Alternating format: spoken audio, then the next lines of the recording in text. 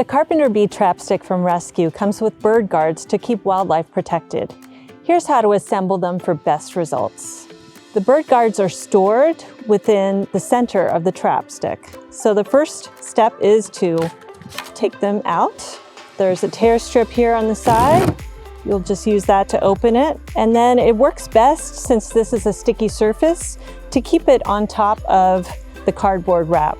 So then you'll take your bird guards and remove the twist tie. You'll use this later to hang it. The bird guards are nice flexible plastic, and what you'll do is start on one end of the cap, and it stretches over to fit on the other side, and you'll hear an audible snap.